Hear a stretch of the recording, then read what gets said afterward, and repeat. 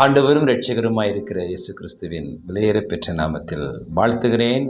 மீண்டும் இந்த காலை வேளையில் அவரை சந்திப்பதில் மிகுந்த மகிழ்ச்சி அடைகிறேன். ஒவ்வொரு நாளும் ஒவ்வொரு வேத பகுதியை தியானித்து வருகிறோம். இன்றைக்கும் சங்கீதம் 20வது அதிகாரம் 4 வசனத்தை தியானிப்போம்.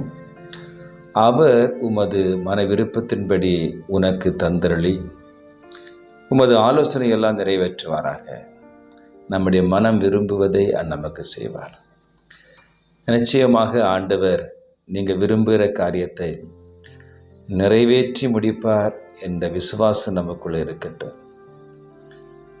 அவர் நம்முடைய மனப்படியா அல்ல, அவர் சித்தத்தின்படி நிறைவேற்றுவார்.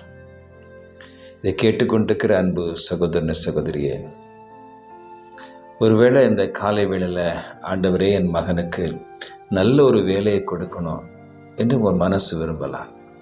அல்லது என் மகன் படித்து நல்ல ஒரு மருத்துவராக ஒரு பொறியாளராக மாற வேண்டும் என்கிற ஒரு மன விருப்பம் இருக்கலாம்.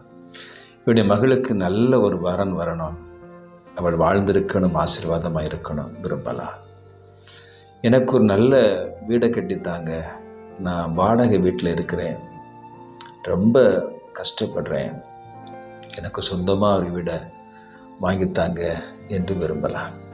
எனக்கு ஒரு வாகனத்தை வாங்கித்தாங்க, ஒரு இடத்தை வாங்கித்தாங்க, ஏதோ ஒரு காரியம் உங்கள் மனசு இந்த காலை வேளையில் ஒரு விருப்பத்தோடு கூட இந்த வார்த்தையை கேட்டுக்கொண்டிருக்கிற அன்பு சகோதரனே சகோதரியே, உங்கள் மனசு விரும்புகிறத ஆண்டவர் உங்களுக்கு தருவார். எப்போ தெரியுமா? தேவனுடைய சித்தமும் உங்கள் மன விருப்பமும் இணையும் பொழுது. ஆண்டவர் உங்களை என்னை குறித்து ஒரு அனாதியான ஒரு திட்டத்தையும் ஒரு தீர்மானத்தை வைத்திருக்கிறார். அது என்றைக்கு நிறைவேறுகிறதோ, என்றைக்கு இணைகிறதோ, அன்றைக்கு நிறைவான நன்மைகளை ஆசீர்வாதங்களை பெற்றுக்கொள்ள முடியும். தாவீது இருதயத்தில் ஒரு மன விருப்பம் இருந்தது, கர்த்தருடைய நாமம் விளங்கும், இஸ்ரவேலில் விளங்கும்படியாக அவருக்கு என்று நாம விளங்குவதற்காக ஒரு தேவாலயத்தை கட்ட வேண்டும் என்பது தாவீதுடைய அனாதி விருப்பமாய் ரொம்ப ஆசையாக இருந்தது. ஆண்டவர் சொன்னார், உன்னுடைய விருப்பம் ஆசை நல்லது தான், ஆனாலும் நீ தேவாலயத்தை கட்டுவதில்லை, உன் கற்ப பிறப்பாக இருக்கிற சாலமனே அதை நிறைவேற்றுவான் என்று சொன்னார். இதை கேட்டுக்கொண்டிருக்கிற அன்பு சகோதரன் சகோதரியே, நாம் மனம் விரும்புகிறது தவறு அல்ல என்று தான் ஆண்டவர் சொல்கிறார்.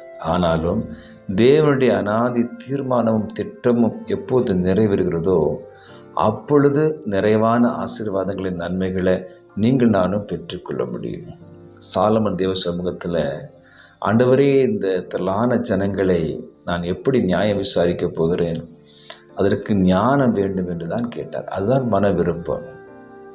ஆனால் ஆணுடைய மன விருப்பம் சித்தம் என்னது? அவன் கேட்காத ஐஸ்வர்யத்தையும் கனத்தையும் மகிமையும் புகழ்ச்சியும் சாலமோனுக்கு ஆண்டவர் கொடுக்க வேண்டி என்பது தேவனுடைய சித்தமாய் இருந்தது.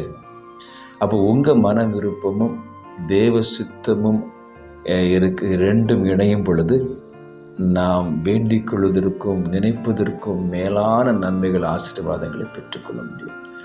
நம்ம ஒரு சின்ன இருதயத்தில் சிறுசாக நினைக்கிறோம்.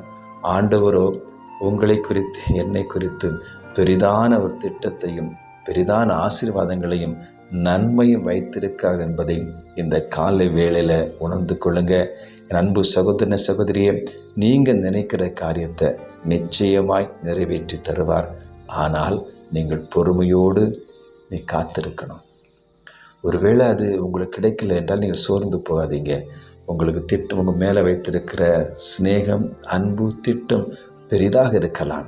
நிச்சயமாக ஒரு நாள் தேவ சித்தமும் உங்கள் மன விருப்பமும் இணையும் பொழுது அந்த காரியம் உங்களுக்கு கைகூடி வரும்.